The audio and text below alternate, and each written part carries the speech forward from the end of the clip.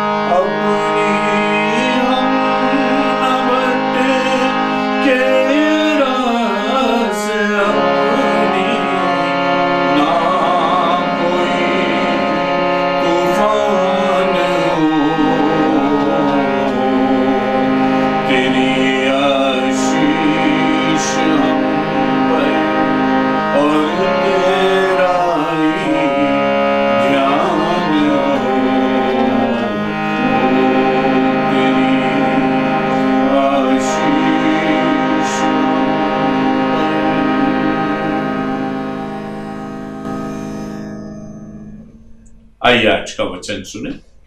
मत्ती का सुसमाचार 13वां अध्याय 36वां आयत से लेकर 43वां आयत तक। तब वह भीड़ को देख छोड़कर घर में आया और उसके चेलों ने उसके पास आकर कहा, खेत के जंगली दानों का दृष्टांत हमें समझा दे।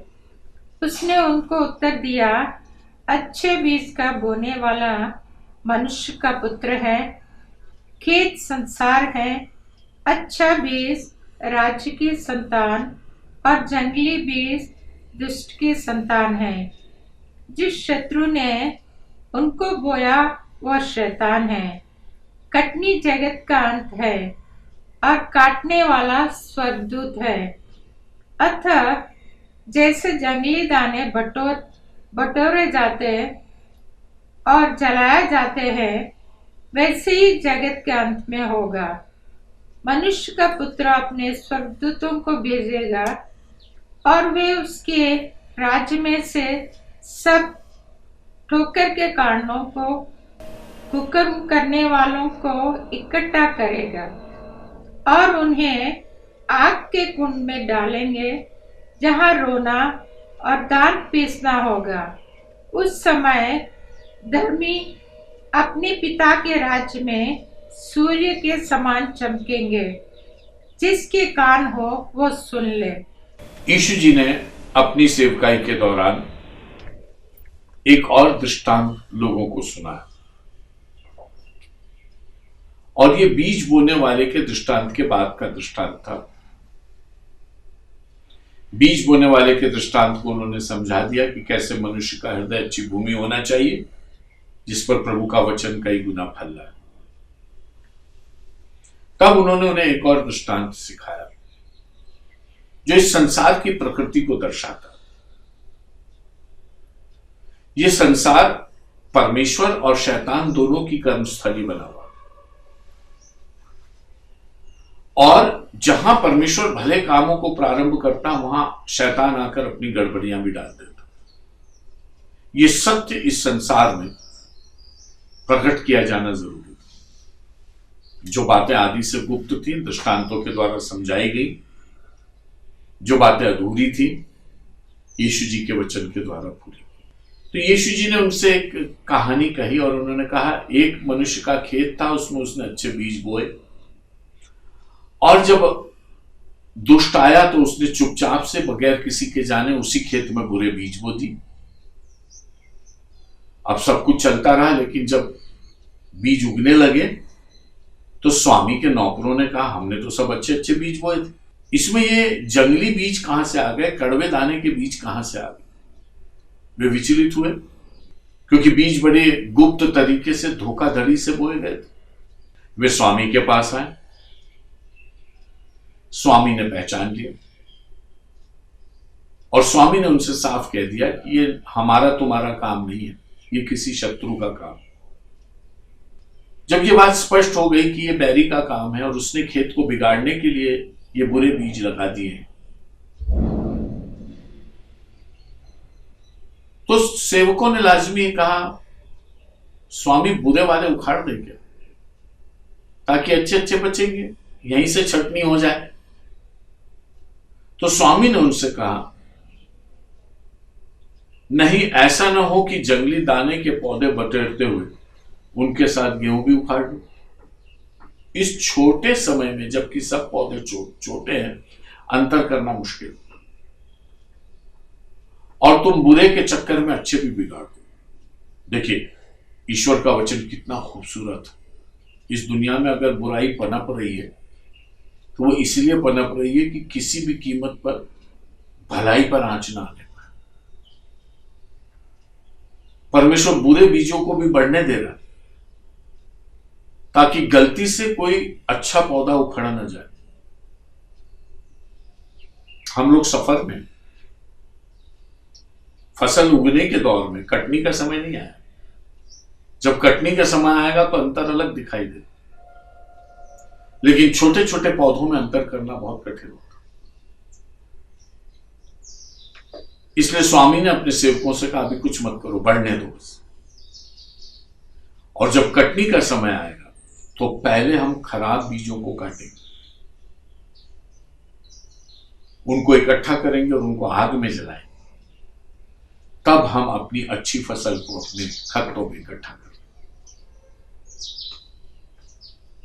यीशु ने ये दृष्टांत के द्वारा इस संसार की रोजमर्रा की जिंदगी में घटने वाली बातों को बता दिया। आज पवित्र लोगों के बीच में अपवित्रों का होना, संतों के बीच में दुष्टों का होना, भले लोगों के बीच में बुरे लोगों का होना, और बुरे लोगों का छिप छिप कर बुरे काम करना, और सीधे और अच्छे लोगों को धोखा देना बड़ी आम बात।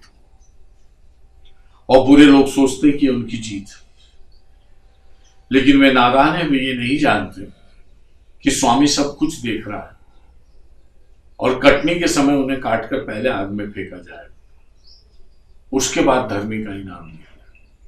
पहले दुष्ट को सजा मिलेगी, फिर धर्मी को पुरस्कार मिलेगा।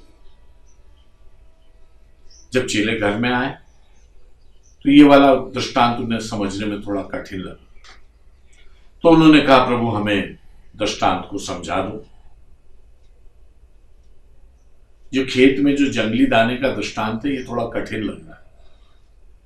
उसने उनको उत्तर दिया, अच्छे बीज के बोने वाला मनुष्य का पुत्र है, अर्थात पिता के खेत में अच्छा मजदूर जो अच्छी फसल तैयार कर रहा है, वो परमेश्वर पुत्र यीशु मसीह।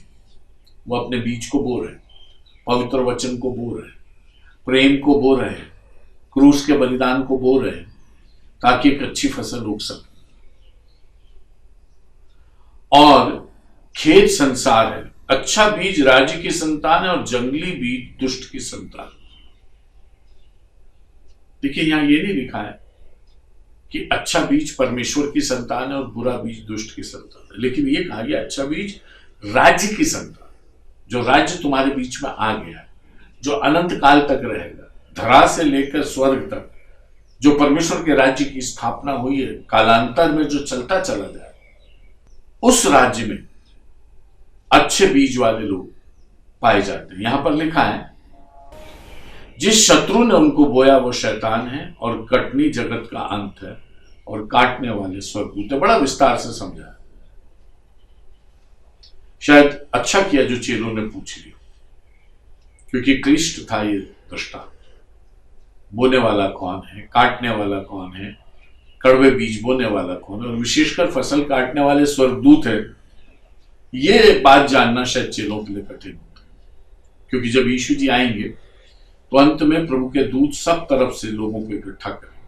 वो कटनी के समान होगा, फसल को इकट्ठा करने जैसा।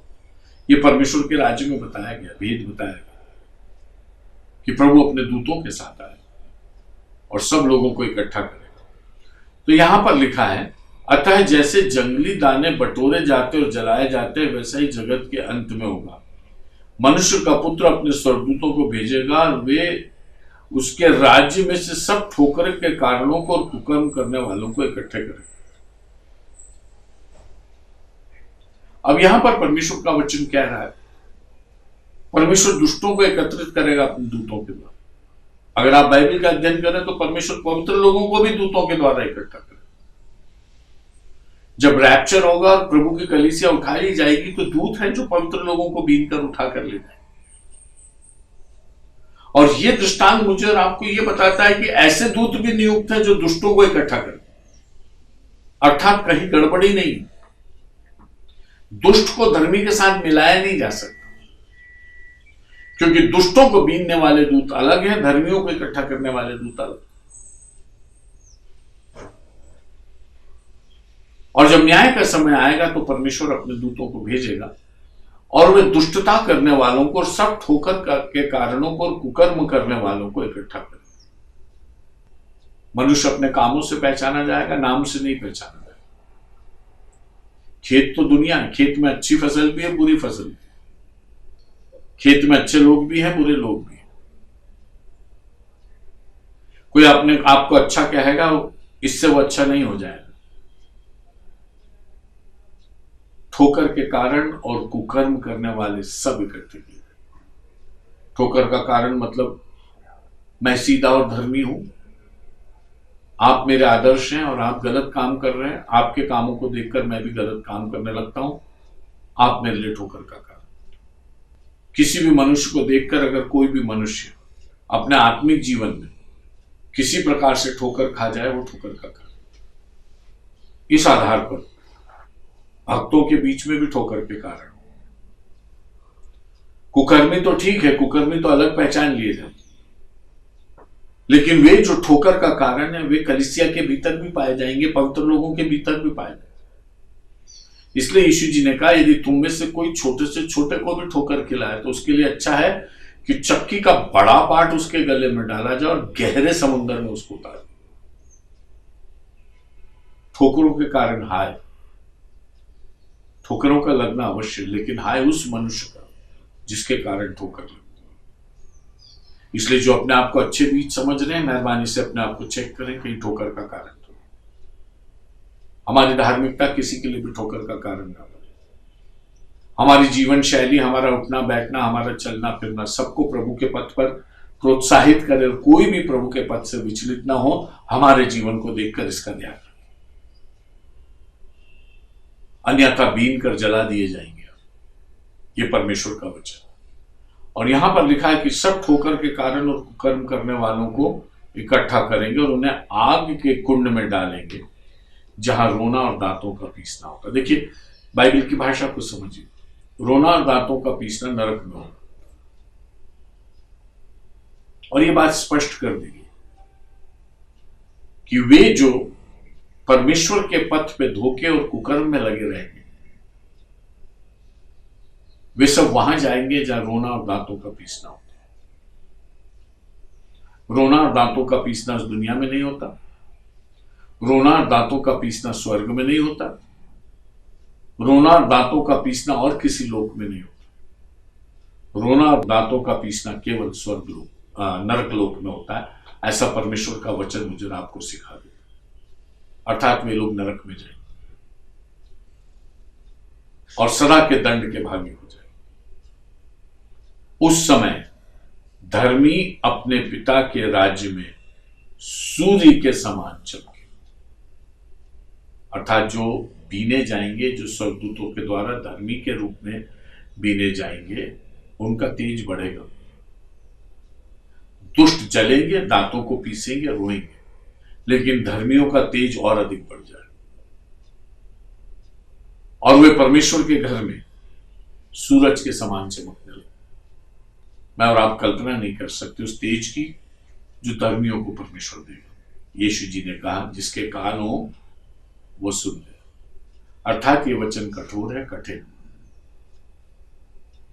स्वर्ग के राज्य को समझना और ग्रहण करना इतना आसान नहीं, कान वाला ही सुन सकता। तो क्या वहां बिना कान के लोग भी थे? जी नहीं, कान तो सबके थे, कान तो सबके थे, लेकिन सुनने का मादा नहीं था, सलीका नहीं था।